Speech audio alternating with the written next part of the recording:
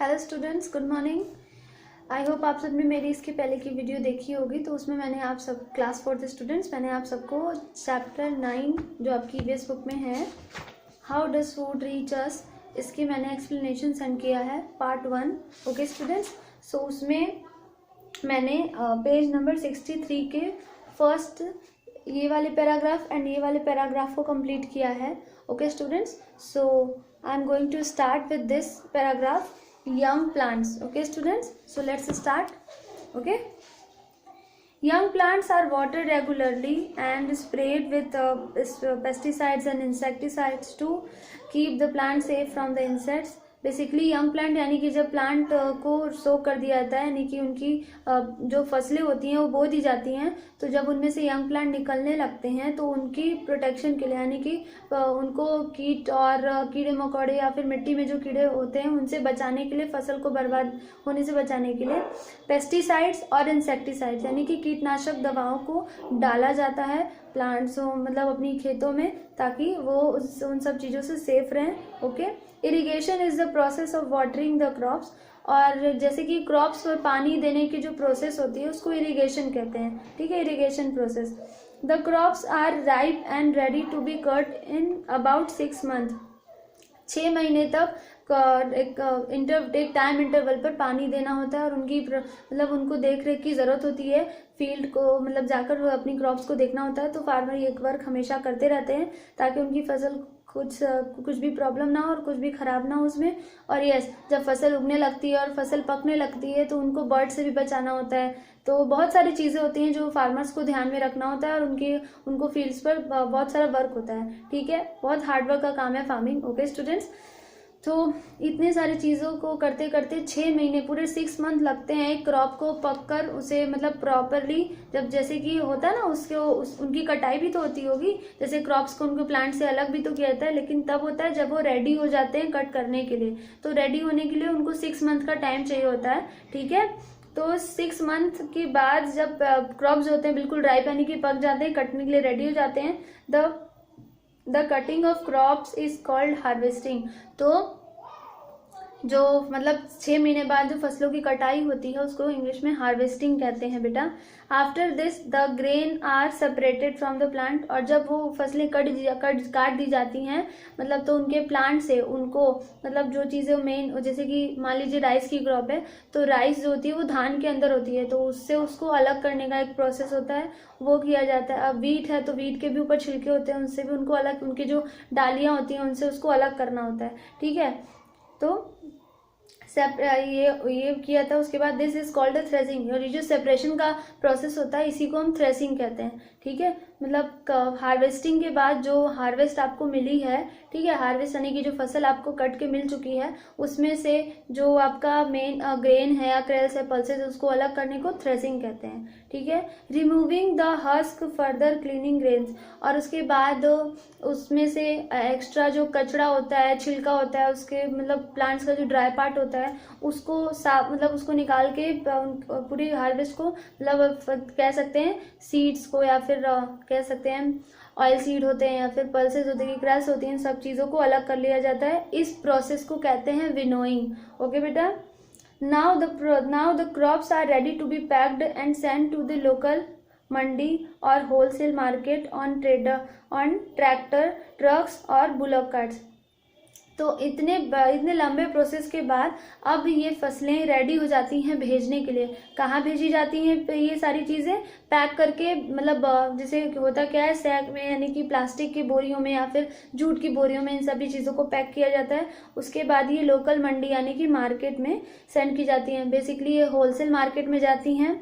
ठीक है, और किसके थ्रू जाती हैं? या तो ट्रैक्टर से जाती होंगी, बहुत ज़्यादा क्वांटिटी में होती हैं तो ट्रैक्टर से या ट्रक से जाती हैं, या फिर बैलगाड़ियों पे जाती हैं। ठीक है, sometimes this food has to be processed in special factories, और कभी कभी ऐसा भी होता है कि ये सभी चीज़ें किसी स्पेशल फैक्ट्री में इसके आगे के प्रोसेस के लिए, जैसे लाइक आपको पैक्ड आटा भी तो पैकेट के मिलते हैं, जैसे लाइक आशीर्वाद आटा है, बहुत तरह तरह की कंपनियों के प्रोडक्ट्स आपको मिलते हैं ना, पिसे हुए डायरेक्ट एकदम रेडी टू मेड होते हैं, राइट, मतलब उसको घर लाइए पकाइए बस, ऐसा होता है। तो वो चीज़ें आपको पैकेट में मिलती हैं, तो वो कहीं ना कहीं तो फैक्ट्री में ना उसका वर्क होता होगा। तो वहाँ पर क्या होता है, जब ये चीज़ें फैक्ट्री में जाती हैं उसके आगे के प्रोसेस के लिए। Okay students, rice and pulses are transported to mills, और चावल और पल्सेज यानी कि अलग अलग टाइप की दालों को ट्रांसपोर्ट किया जाता है मिल्स में, ठीक है, मिलों में, चावल की मिल हो गई, इन सब मिल में जाया जाता है, उनको भेज दिया जाता है for polishing before they can be sent to a मंडी।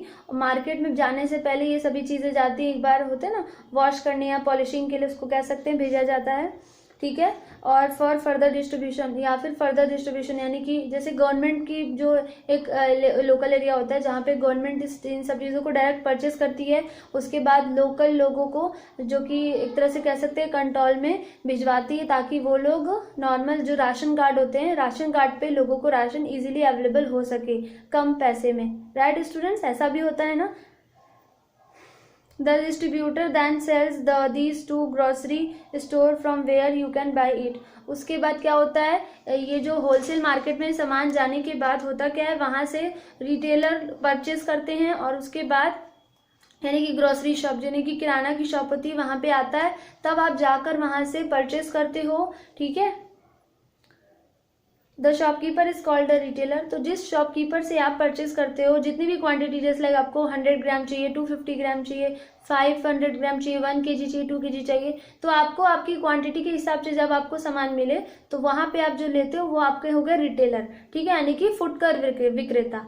और जहाँ से वो परचेस करके लाते हैं वो होते हैं होलसेलर, यानी कि थोक विक्रेता। ओके बेटा, मीन्स करते क्या है वो लोग मतलब बोरी के अकॉर्डिंग, जैसे लाइक एक एक बोरी यानी कि क्विंटल के अकॉर्डिंग सामान वो लोग खरीदते हैं, आपके रिटेलर। जहाँ से आप सामान खरीदते हो वो लोग बड़ी बड़ी मार्केट से सामान चीज़ें लेते हैं, लेकिन बहुत ही ज़्यादा क्वांटिटी में लेते हैं, और आप क्या करते हो, आपको जितनी रिक्वायरमेंट होती है आप उतनी चीज़ें खरीदते हो, राइट। तो आप रिटेलर से ही नहीं लोगे, होलसेलर तो आपको थोड़ी थोड़ी क्वांटिटी में चीज़ें देगा नहीं, राइट स्टूडेंट्स।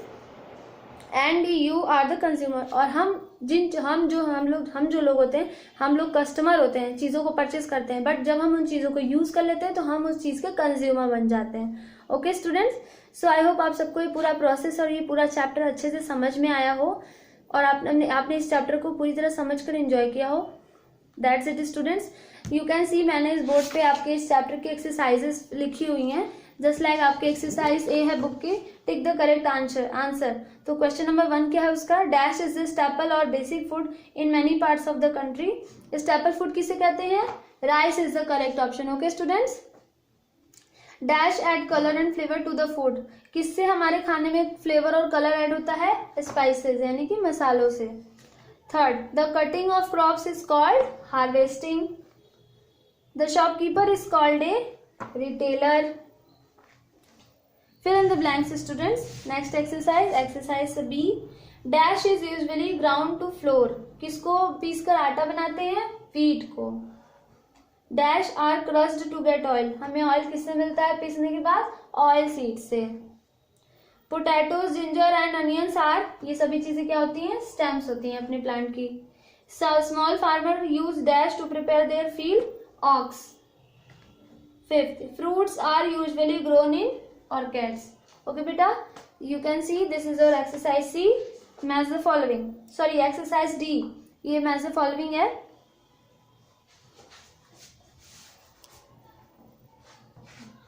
बेटा एक्सरसाइज सी आपके क्वेश्चन आंसर्स है, तो ये एक्सरसाइज डी हो गई आपका मैच द फॉलोइंग। इसमें आपको बताना है कि टर्मरिक क्या होता है, टर्मरिक एक स्पाइस होता है। तो आप देख सकते हो मैंने फर्स्ट के आगे फोर्थ लिखा, तो मीन्स आपको फर्स्ट को फोर्थ से बुक में मैच करना है। सेकंड, आलमंड जो होते हैं वो ड्राई फ्रूट होते हैं, तो 2 को सेकंड से मैच करिएगा क्योंकि दोनों बिल्कुल सामने लिखे हुए हैं, ठीक है। बे लीफ यानी कि तेज पत्ता जो होते हैं वो एक लीफ होती है ना, जो ड्राई हो जाती है, मसाले की तरह यूज करते हैं हम लोग उसे, तो थर्ड को हम 5th से मैच करेंगे। फोर्थ मस्टर्ड, मस्टर्ड क्या है, सीड है, मस्टर्ड यानी कि फोर्थ को हम थर्ड से मैच करेंगे। फिफ्थ सिनेमन क्या है, बार्क इसको बोलते हैं, यानी कि पेड़ की छाल होती है एक तरह से, तो फिफ्थ को हम फर्स्ट से मैच करेंगे। Students this is your exercises of chapter 9 of your EVS book. I hope आप सबको ये पूरी एक्सरसाइजेज और जो मैंने एक्सप्लेन किया वो पूरी तरह समझ में आया हो। स्टूडेंट्स आप मेरी बात ध्यान से सुनना, ये कॉपी आपको अपनी ये चैप्टर आपको अपनी कॉपी में कैसे स्टार्ट करना है। ओके सो जब आप चैप्टर 8 कंप्लीट कर लोगे तो उसके बाद चैप्टर 9 स्टार्ट करना है आपको। तो वो जो ब्लैंक वाला पेज होता है ना, वहां पर आप इन सभी चीजों के और इसके पिक्चर क्या करोगे, फोटो कॉपी कराकर पेस्ट करोगे, और उसके इस साइड जो मतलब इसी के ऊपर आप क्या लिखोगे, chapter 9 how does fruit reach us. Okay, chapter name chapter number mention करने के बाद आपको ये पिक्चर्स वहां पे पेस्ट करनी है, ठीक है। उसके बाद नेक्स्ट पेज से exercise A B and D आपको लिखना है। ओके स्टूडेंट्स, सो जिसकी एक्सरसाइज और जो आपका रेस्ट ऑफ द एक्सरसाइज है इस चैप्टर का, question answers and hard words, वो मैं आपको नेक्स्ट क्लास में सेंड करूंगी। Okay that's it, thank you students, have nice day.